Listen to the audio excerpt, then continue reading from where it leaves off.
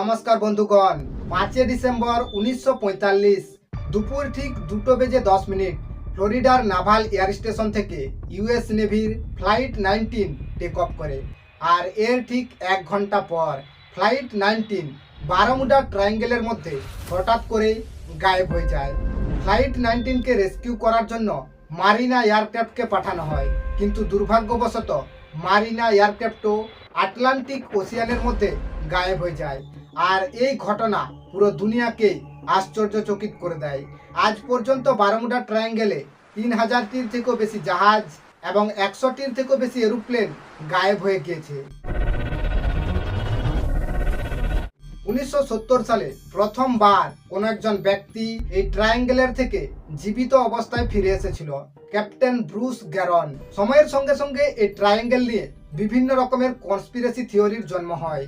বিভিন্ন রকম source claim করে কি বারমুডা ট্রায়াঙ্গেলের ওই রিজিয়ানে আটলান্টিক ওশিয়ানের তলায় একটি পৌরাণিক শহর আছে যার নাম আটলান্টিক। আর ওই শহরের কারণে বারমুডা ট্রায়াঙ্গেলের এই রিজিয়ানে এই ধরনের দুর্ঘটনা ঘটে থাকে। অন্যদিকে কিছু সোর্স এটি ক্লেম করে কি ওই শহরের মধ্যে এলিয়ানরা বসবাস করে, আর এলিয়ানরাই জাহাজ এবং প্লেনকে গায়েব করে দেয়। কিছু সোর্স এটি ক্লেম করে কি ওই রিজিয়ানের মধ্যে অন্য কোনো দুনিয়ার শক্তি কাজ করে। কিন্তু যদি আপনি গুগল করেন top 10 most dangerous place on the earth, তো ওই লিস্টে বারমুডা ট্রায়াঙ্গেলের নাম পর্যন্ত দেখা যায় না। তো অ্যাকচুয়ালি এই ডেভিল সি এর রহস্য কি কারণে এরোপ্লেন এবং জাহাজ এই রিজিয়ানের মধ্যে গায়েব হয়ে যায়? তো আসুন বারমুডা ট্রায়াঙ্গেলের এই রহস্যকে বিস্তারভাবে জানার চেষ্টা করি। আমেরিকার ফ্লোরিডা থেকে পিউর্টো পিউর্টোরিকার থেকে বাহামার থেকে ফ্লোরিডা পর্যন্ত টোটাল 5 লাখ স্কোয়ার কিলোমিটারে ছড়িয়ে থাকা এই ট্রায়াঙ্গেলের ইতিহাস আজ থেকে 500 বছরেরও বেশি পুরনো। প্রথমে এই ট্রায়াঙ্গেলকে ডেভিল সি রূপে জানা যেত। 1964 সালে ভিনসিয়ান এই ট্রায়াঙ্গেল নিয়ে একটি আর্টিকেল লিখেন, আর এরপর থেকেই এই ট্রায়াঙ্গেলকে বারমুডা ট্রায়াঙ্গেল রূপে জানা যায়। ক্রিস্টোফার কলম্বাস ওনার বইয়েতে বারমুডা ট্রায়াঙ্গেলের এই রহস্যময়ী কাহিনীর কথা বর্ণনা করেন। 1498 সালে ক্রিস্টোফার কলম্বাস সমুদ্র মার্গের উপর দিয়ে নতুন দুনিয়ার খোঁজ করতে বেরিয়ে পড়ে। আর ওনার জাহাজ বারমুডা ট্রায়াঙ্গেলের এই রিজিয়নে আসার পর ওনার জাহাজের কম্পাস ঠিকঠাকভাবে কাজ করে না, কম্পাস কোনো রিডিং দেয় না, কম্পাস কন্টিনিউয়াসলি ঘুরতে শুরু করে। আর উনি যখন আকাশের দিকে তাকান তো একটি উজ্জ্বল আলোকে চমকাতে দেখে, আর এরপর ওই উজ্জ্বল আলোটি ধীরে ধীরে পৃথিবীর দিকে এগিয়ে আসে এবং ওই আগুনের গোলা আটলান্টিক ওশিয়ানের উপরে এসে পড়ে।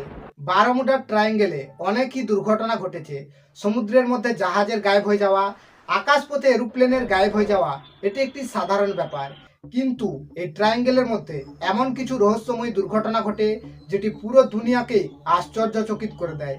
1881 সালে ইউএস নেভির 210 ফুট লম্বা জাহাজ অ্যালন অস্টিন লন্ডন থেকে নিউ ইয়র্কের যাত্রা শুরু করে। অ্যালন অস্টিন বারমুডা ট্রায়াঙ্গেলের এই রিজিয়নে পৌঁছানোর পর অ্যালন অস্টিনের রাডারে একটি অজানা জাহাজ দেখতে পাওয়া যায়। আর ওই জাহাজটিকে দেখে অ্যালন অস্টিনের ক্যাপ্টেন আশ্চর্য হয়ে যায়। জাহাজের মধ্যে কোনো ক্রু মেম্বারের দেখা পাওয়া যায় না। প্রথমে তো অ্যালন অস্টিনের ক্যাপ্টেন ভেবেছিল কি হয়তো এটি শত্রুর কোনো নতুন রণনীতি। আর এরই কারণে অ্যালন অস্টিনের ক্যাপ্টেন 2 দিন ধরে ওই জাহাজটিকে অবজার্ভ করতে থাকে। কিন্তু 2 দিন পর যখন কোনোরূপ কোনো ক্রু মেম্বারের দেখা পাওয়া যায় না, তো অ্যালন অস্টিনের ক্যাপ্টেন কয়েকজন ক্রু মেম্বারকে নিয়ে ওই অজানা জাহাজে প্রবেশ করে। আর জাহাজে প্রবেশ করার পর তারা প্রত্যেকেই আশ্চর্য হয়ে যায়। জাহাজের মধ্যে প্রতিটি বস্তু নিজ নিজ স্থানে ছিল, কিন্তু জাহাজের মধ্যে কোনো ক্রু মেম্বার উপস্থিত ছিল না। আর এরপর অ্যালন অস্টিনের ক্যাপ্টেন ওই জাহাজটিকে নিজেদের সঙ্গে নিয়ে যাওয়ার সিদ্ধান্ত নেয়, আর কয়েকজন ক্রু মেম্বারকে দিয়ে ওই অজানা জাহাজটিকে সঙ্গে নিয়ে চলতে শুরু করে। কিছু দূর একসঙ্গে চলার পর হঠাৎ করে ঝড় উঠে, আর এই ঝড় ওই দুটি জাহাজের গতিপথকে আলাদা করে দেয়। আর হঠাৎ করেই ওই অজানা জাহাজটি অ্যালন অস্টিনের রাডার থেকে গায়েব হয়ে যায়। এর ঠিক 2 দিন পর অ্যালন অস্টিনের রাডারে পুনরায় ওই অজানা জাহাজটিকে দেখতে পাওয়া যায়। কিন্তু ওই অজানা জাহাজটিকে দেখে অ্যালন অস্টিনের ক্যাপ্টেন আশ্চর্যচকিত হয়ে যায়। আগের বারের মতো এবারও জাহাজের মধ্যে কোনো ক্রু মেম্বার ছিল না। বিংশ শতাব্দীর আগে অল্প সংখ্যক মানুষই এই ট্রায়াঙ্গেলের ব্যাপারে জানত, কিন্তু প্রথম বিশ্বযুদ্ধের সময় এমন কিছু রহস্যময়ী ঘটনা ঘটে যেটি পুরো দুনিয়াকে আশ্চর্যচকিত করে দেয়। 1918 সালে ইউএস সাইক্লোপস 309 জন প্যাসেঞ্জারকে নিয়ে যাত্রা শুরু করে। ওই জাহাজের মধ্যে 10,000 টন ম্যাঙ্গানিজ ছিল। ইউএস সাইক্লোপস বারবোডা এবং চিসপেকের মাঝখানে হঠাৎ করে গায়েব হয়ে যায়, আর আজ পর্যন্ত ইউএস সাইক্লোপসের কোনো খোঁজ পাওয়া যায় না। বারমুডা ট্রায়াঙ্গেলে লাস্ট প্লেন ইনসিডেন্ট হয়েছিল 15 May 2017, Japanese high wing twin engine turboprop private aircraft. আর লাস্ট শিপ ইনসিডেন্ট হয়েছিল 28 ডিসেম্বর 2020, 29 ফুট লম্বা মেকোকেডি ক্যাবিন বোট। 1970 সালে প্রথমবার এই ট্রায়াঙ্গেলের থেকে কোনো ব্যক্তি জীবিত অবস্থায় ফিরে এসেছিল, ক্যাপ্টেন ব্রুস গ্যারন। উনি একটি ইন্টারভিউতে ওনার এই এক্সপিরিয়েন্স শেয়ার করেন। উনি বলেন কি বারমুডা ট্রায়াঙ্গেলের এই রিজিয়নে যখন ওনার প্লেন পৌঁছায় তো হঠাৎ করে আবহাওয়া খারাপ হয়ে যায়, আর উনি যখন সামনে তাকান তো একটি বড় বাদলের পাহাড় ছেয়েছিল। ওনার প্লেন ওই বাদলের গুফার মধ্যে প্রবেশ করে যায়, যে গুফা শেষ হওয়ার নামই নেয় না। আর হঠাৎ করে ওই গুফার মধ্যে ওনার প্লেনের স্পিড অত্যন্ত দ্রুতগতি হয়ে যায়। ওনার প্লেন যখন ওই বাদলের টানেলের থেকে বেরিয়ে আসে তো প্রত্যেকেই আশ্চর্য হয়ে যায়। 3 মিনিটের মধ্যে ওই প্লেন 150 কিলোমিটারের দূরত্ব অতিক্রম করে ফেলে, যেটি কখনো সম্ভব নয়, কারণ কমার্শিয়াল এবং প্রাইভেট প্লেন এত দ্রুত গতিতে ফ্লাইং করতে পারে না। বারমুডা ট্রায়াঙ্গেলে এই রহস্যের কারণের উপর যদি নজর রাখা হয় তো এই কারণ অত্যন্তই ইন্টারেস্টিং।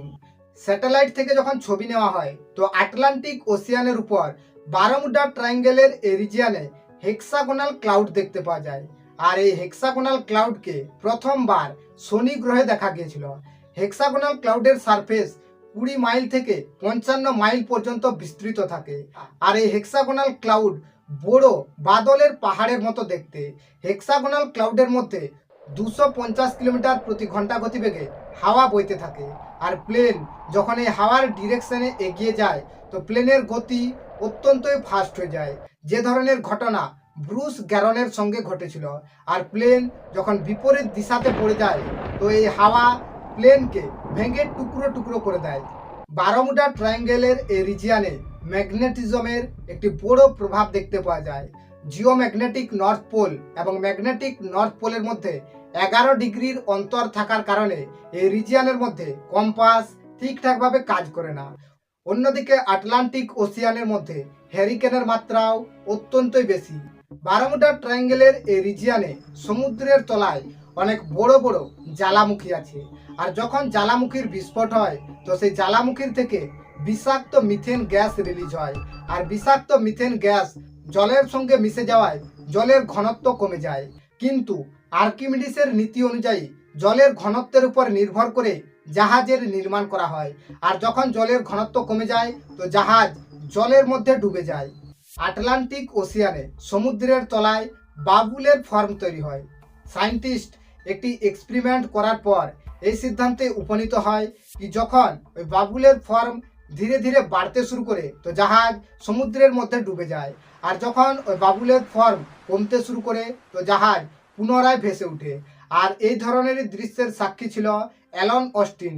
এই রুটটি পৃথিবীর অন্যতম ব্যস্ত রুটের মধ্যে একটি। এই রুট আমেরিকাকে এশিয়া, ইউরোপ এবং আফ্রিকার সঙ্গে কানেক্ট করে। আজ থেকে 50 বছর আগে বারমুডা ট্রায়াঙ্গেলে প্রায় দিনই জাহাজ এবং এরোপ্লেন গায়েব হয়ে যেত, কিন্তু টেকনোলজির অগ্রগতির সাথে সাথেই এই ট্রায়াঙ্গেলে দুর্ঘটনাও ধীরে ধীরে কমতে শুরু করে। Thank you so much for watching this video. I wish all of you have a good day.